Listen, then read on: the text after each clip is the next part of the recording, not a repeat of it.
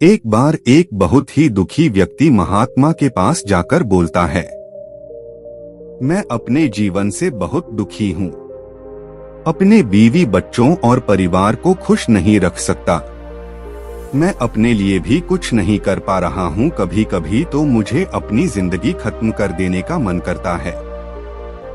आप इतनी साधना करते हैं, इतनी तपस्या करते हैं, क्या आप मुझे कोई ऐसा मार्ग बता सकते हैं जिससे मैं अपने बुरे वक्त से बाहर आ सकूं? मेरा समय बहुत खराब चल रहा है। 2 वक्त की रोटी का इंतजाम करना भी मेरे लिए बहुत ही मुश्किल हो गया है।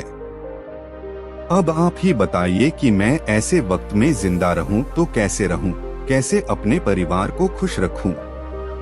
कृपया करके इससे निकलने का कोई रास्ता बताइए ताकि मैं आसानी से इस समस्या का सामना कर सकूं, क्योंकि मैं बहुत पढ़ा लिखा नहीं हूं।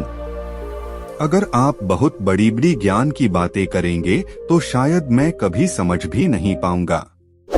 व्यक्ति की बात सुनकर महात्मा ने मुस्कुराते हुए कहा, क्या तुम मेरा एक काम कर सकते हो?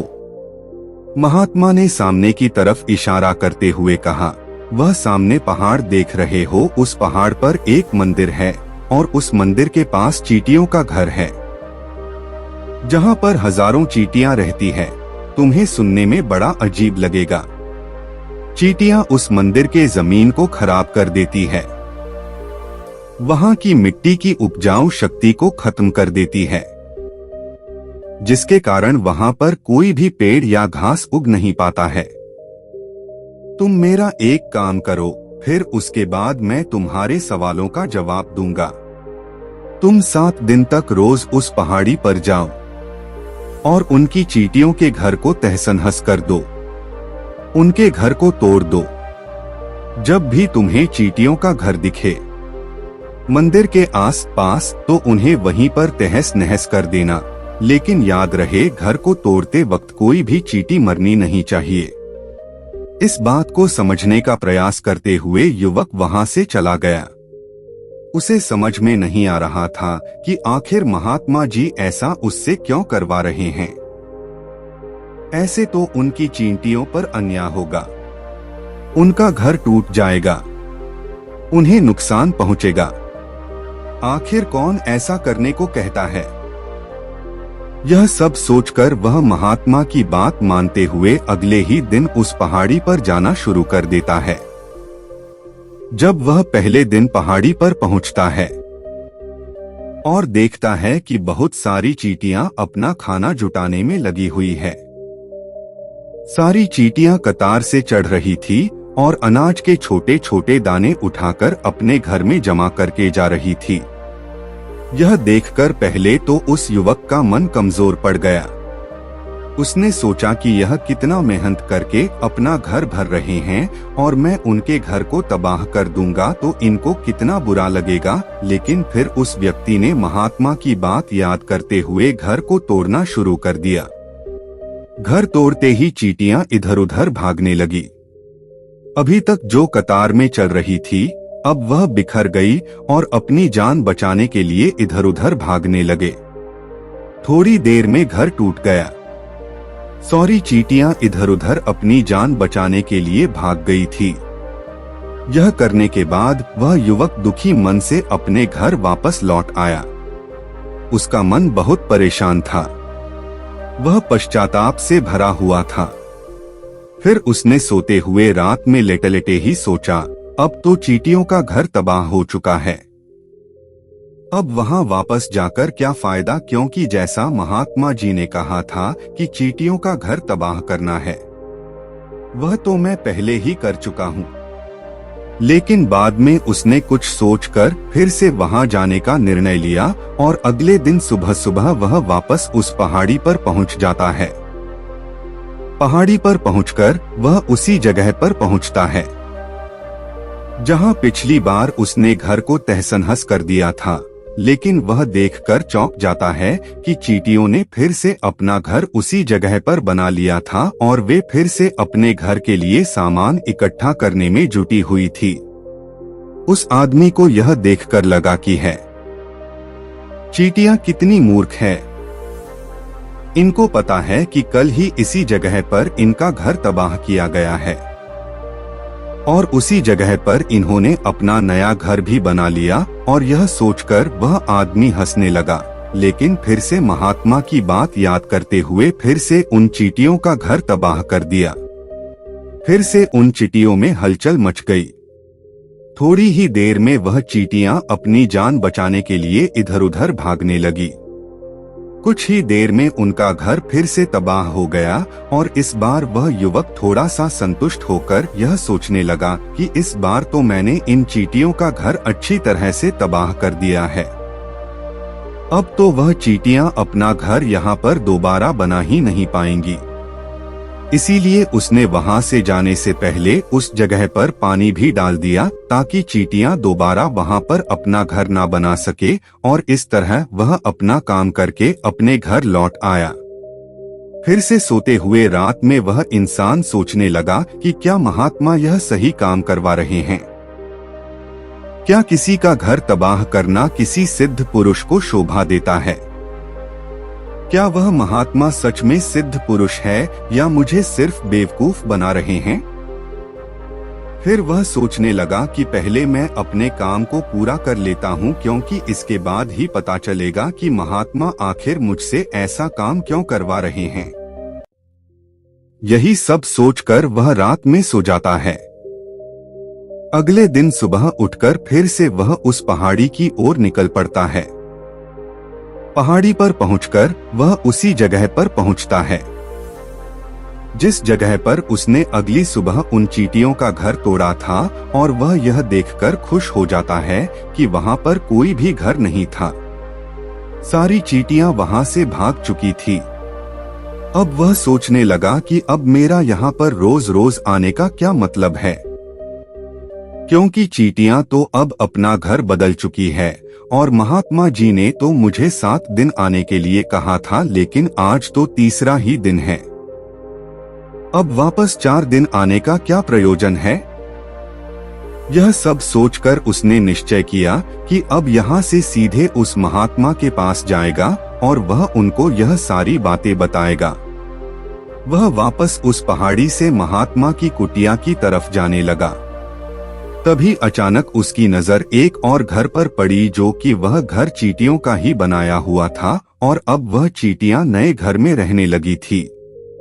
यह नया घर उनके पुराने घर से थोड़ी ही दूर पर था और जब उस युवक की नजर उस घर पर पड़ी तो उसने सोचा कि शायद महात्मा को पता था कि यह चींटियां अपना घर दूसरी जगह वापस से बना लेंगी, इसीलिए उन्होंने मुझे 7 दिन तक आने के लिए कहा था। और यह सोचकर वह इन चींटियों का नया घर भी तोड़ने के लिए आगे बढ़ता है। जब वहां पहुंचा तो उसने देखा कि चींटियां उसी तरह अपने कार्य में लगी हुई थी। वह अपने लिए खाना इकट्ठा कर रही थी और उन्हें अपने घर में जमा करते जा रही थी, जो पुराना घर टूटा हुआ था। वहां पर भी अनाज के कण बचे हुए थे। वहां से भी अनाज इकट्ठा करके दोबारा अपने नए घर में ला रही थी, जहां पर उस युवक का मन कमजोर पड़ गया, क्योंकि वह खुद भी बहुत परेशान था। इसलिए उस व्यक्ति के मन में उन चींटियों के प्रति दया का भाव उत्पन्न हो रहा था। उनके ऊपर उसे दया आ रही थी। वह चाहता था कि वह उनकी मदद करे, लेकिन वह उल्टा उन्हें नुकसान ही पहुंचा रहा था।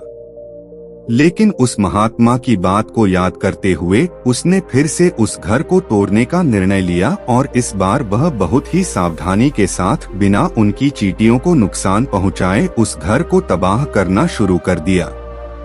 इसमें समय थोड़ा ज्यादा लगा, क्योंकि महात्मा ने शर्त रखी थी कि किसी भी चींटियों को बिना नुकसान पहुंचाए यह कार्य करना था।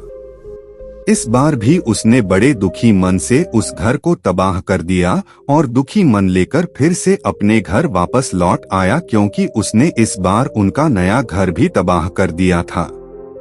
वह उन चींटियों को बसने ही नहीं दे रहा था। अब वह अपने आप को शैतान समझने लगा था।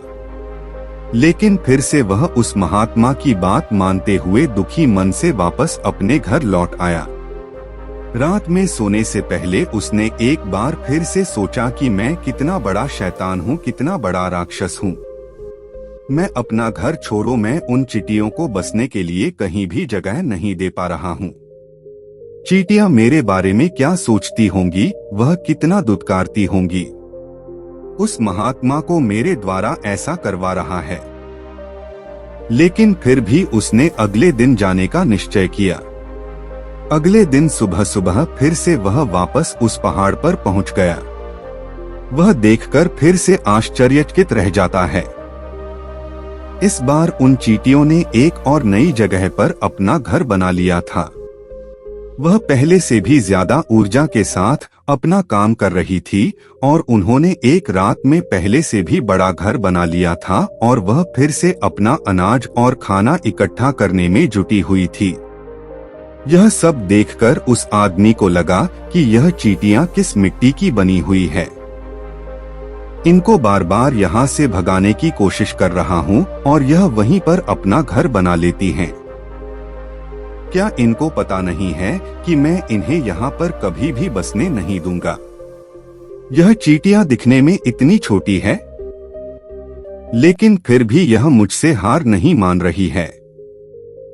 बड़ी ताज्जुब की बात है और इस बार गुस्से में उसने घर को तहस-नहस करना शुरू कर दिया। लेकिन इस बार उस घर को तहस नहस करते हुए कुछ चींटियां वहीं पर मर गई। उसके पैरों के नीचे कुचल गई। उनको कुचलने के बाद जब वह अपने अहंकार से बाहर आया, उसने देखा कि गुस्से में उसने उन चींटियों को कितना नुकसान पहुंचा दिया है। उसका मन पश्चाताप से भर उठा और वह रोता हुआ अपने घर वापस आ गया। रात में सोते वक्त उसने सोचा कि मैं उन चींटियों पर बहुत अत्याचार कर रहा हूँ। अब इससे ज्यादा अत्याचार मैं नहीं कर पाऊंगा। यही सोचकर वह अगले दिन उन चींटियों के लिए अपने घर से थोड़ा सा आटा लेकर उस पहाड़ी पर पहुंच जाता है। उसके मन में उन चींटियों के प्रति श्रद्धा का भाव था, दया का भाव था। आज वह उनकी मदद करना चाहता था और जब वह वहां पर पहुंचा, उसने देखा कि चींटियां वापस अपने नए घर को बनाने में जुटी हुई थी। उसने बहुत ही प्यार से उन चींटियों को अपने घर से लाया हुआ आटा खिलाया और अगले 3 दिन तक उसने ऐसा ही किया। वह रोज सुबह जाता और उनके लिए अपने घर से साथ में आटा भी लेकर जाता था और उन चींटियों को बड़े प्रेम से खिलाता। 7 दिन के बाद वह उस महात्मा के पास हाथ जोड़कर पहुंचता है और कहता है कि है महात्मा जी, मुझे माफ कर दीजिएगा। मैंने उन चींटियों का घर तबाह करने के लिए बहुत प्रयास किया। मैंने उनका घर तबाह किया, एक बार नहीं बल्कि 4 बार मैंने उनका घर तोड़ा। उसके बाद मैं हिम्मत नहीं कर पाया, उनके घर को फिर से नहीं तोड़ पाया। मैं समझ सकता हूँ कि मैंने आपका दिया हुआ काम पूरा नहीं किया और जिसके बदले आप मुझे वह तरीका नहीं बताएंगे जिससे मैं अपने बुरे समय से बाहर निकल सकता हूँ। लेकिन मुझे इसका कोई खेद नहीं है, क्योंकि मुझे लगता है कि मैंने जो किया वह सही किया। इसीलिए मैं आपसे आज्ञा लेकर वापस अपने घर जा रहा हूँ। कृपया मुझे वापस अपने घर जाने की आज्ञा दीजिए। यह सुनकर उस महात्मा ने मुस्कुराते हुए कहा, अरे भंते, कहाँ चल दिए, रुको तो सही, जलपान तो कर लो, थोड़ी देर ठहर जाओ, उसके बाद चले जाना। और यह कहकर वह महात्मा उस युवक के लिए पानी लेकर आते हैं। पानी पिलाने के बाद महात्मा उस युवक से पूछते हैं कि तुम मुझे यह बताओ, आखिर तुम उन चींटियों का घर तबाह क्यों नहीं कर सके? वह चींटियां तो इतनी छोटी छोटी है और तुम कितने विशालकाय हो, फिर भी तुम उन छोटी छोटी चींटियों का घर तबाह नहीं कर पाए।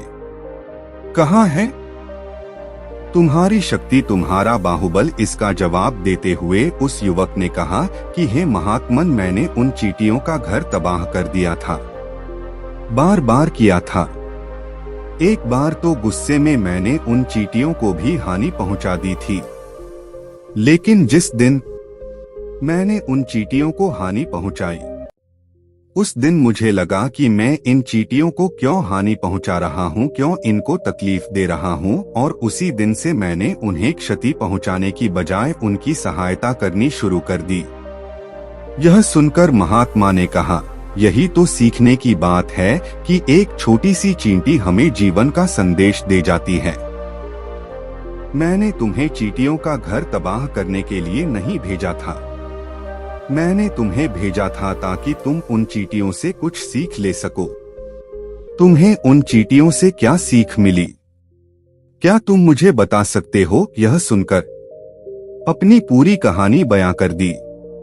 पूरी कहानी सुनने के बाद महात्मा ने मुस्कुराते हुए कहा कि भंते, पहली सीख जो इन चीजों से देनी थी वह यह थी कि तुमने कितनी ही बार उनके घर को तोड़ने की कोशिश की, कितनी बार प्रयास किया कि उनका घर तबाह हो जाए, लेकिन वह हर बार अपना नया घर बना लेती थी। उन्होंने कभी भी हार नहीं मानी।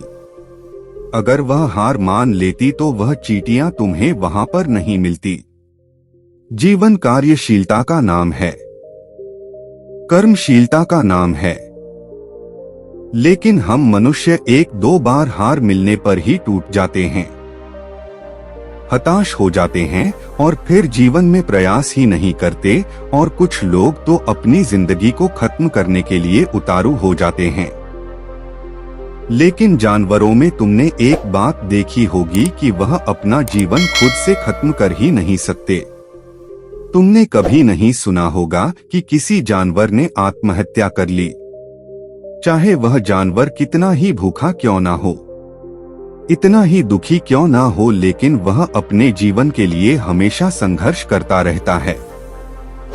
लेकिन वहीं दूसरी तरफ हम मनुष्य एक दो बार हताश होने पर ही हम अपना जीवन खत्म कर लेते हैं। जीवन तो कर्मशीलता है, कर्म करने का नाम जीवन है, और मृत्यु आखिरी विश्राम है। इसीलिए मृत्यु से पहले कर्म करना कभी मत छोड़ना, क्योंकि मृत्यु के बाद तुम परम विश्राम में चले ही जाओगे, तो उससे पहले कर्म करना क्यों छोड़ रहे हो, क्यों हताश हो रहे हो? अगर तुम्हारा एक घर टूट गया है तो दूसरा घर बनाने का प्रयास करो, कोशिश करो, और कोशिश करने वालों की कभी हार नहीं होती। यह तुम उन चींटियों से देख चुके हो, दिखने में तुमसे कितनी छोटी है वह चींटियां, और तुम इतने बड़े हो, लेकिन उनका मन तुम्हारे मन से इतना बड़ा है, इतना विशाल है, इतना दृढ़ संकल्पी है। कितनी बार उनका घर टूटने पर भी उन चींटियों ने कभी हार नहीं मानी। दूसरी सीख यहाँ से यह लेने की थी, वह यह थी कि जब भी हमारे ऊपर बुरा समय आता है, हमें लगता है कभी नहीं जाएगा, यह समय मेरे जीवन को बर्बाद कर देगा, मुझे कभी नहीं जीने देगा, और अपने इन्हीं ख्यालों से, इन्हीं विचारों से, जिनका असलियत में कोई भी अस्तित्व नहीं है, वह सिर्फ विचार हैं। वही विचार हमारे मन को दुखी कर देते हैं, और इसीलिए हम प्रयास करना भी छोड़ देते हैं। लेकिन सोचो कि बार बार प्रकृति हमें क्षति पहुंचाने की कोशिश करेगी, नुकसान पहुंचाएगी, लेकिन कब तक पहुंचाएगी? अगर हम बार बार उठकर फिर से नया प्रयास करते रहेंगे तो प्रकृति भी हमारे सामने घुटने टेक देगी, और वह भी एक दिन हमारे ऊपर दयावान हो जाएगी, कृपालु हो जाएगी, और वह हमें सब कुछ देने लगेगी जिसकी हमने पहले कभी कामना की थी। तुमने देखा कि तुम उन चींटियों का घर तबाह करने के लिए पहुंचे थे, लेकिन बाद में तुम ही उन चींटियों को अनाज और आटा देने लगे, तुम ही उन पर कृपालु हो गए। ऐसा क्यों हुए? क्योंकि तुमने देखा कि वह चींटियां हार ही नहीं मान रही है। इसी तरह अगर तुम भी कभी अपने जीवन में हार नहीं मानोगे तो एक न एक दिन यह प्रकृति तुम्हें वह सब कुछ देगी जो तुम अपने जीवन में पाना चाहते थे। इसीलिए दो सीख हमेशा याद रखना, कर्मशीलता कार्य करते जाना, और दूसरा एक ना एक दिन प्रकृति तुम्हारे उस कर्म का परिणाम अवश्य देगी। तो दोस्तों, कैसी लगी आपको यह कहानी? कमेंट करके जरूर बताना। अच्छी लगी हो तो इस चैनल को सब्सक्राइब जरूर करना।